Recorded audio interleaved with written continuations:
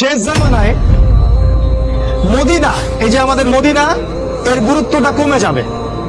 এটা আছে হাদিসটা, মদিনার গুরুত্ব কমে যাবে, মানুষ মদিনাকে অতটা মূল্যায়ন করবে না। মানে মদিনা থেকে বিশ্বের সবকিছু নিয়ন্ত্রণ করা হবে না। তখন জেরুজালেমের গুরুত্ব বেড়ে যাবে। ওই ইসরায়েল যেটা দখল করে রাখছে ফিলিস্তিনে, ওর গুরুত্ব পৃথিবীতে বেড়ে যাবে। দেখবেন আজকের বিশ্বের সবকিছু ওইখান থেকে নিয়ন্ত্রিত হয়। মিডিয়া বলেন, প্রযুক্তি বলেন, রাজনীতি, অর্থনীতি, সবকিছু ওইখান থেকে। সারা বিশ্বের মূল জায়গাটা এখন জেরুজালেম।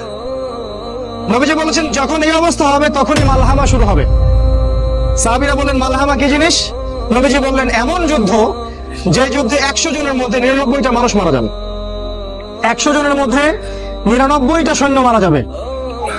এবং এই যুদ্ধটা হবে ইউফ্রেটিস বা ইরাকের ফোরাত নদীর সোনার পাহাড়কে কেন্দ্র করে। এটা সামনে হতে যাচ্ছে।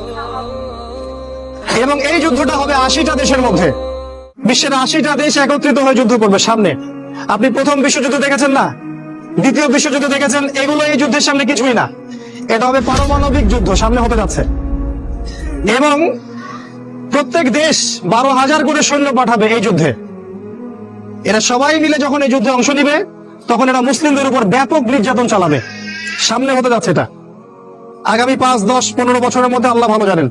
আল্লাহ ভালো জানেন, আমাদের অনুমান 10 বছরের মধ্যে হতে পারে, 5 বছরের মধ্যে হতে পারে।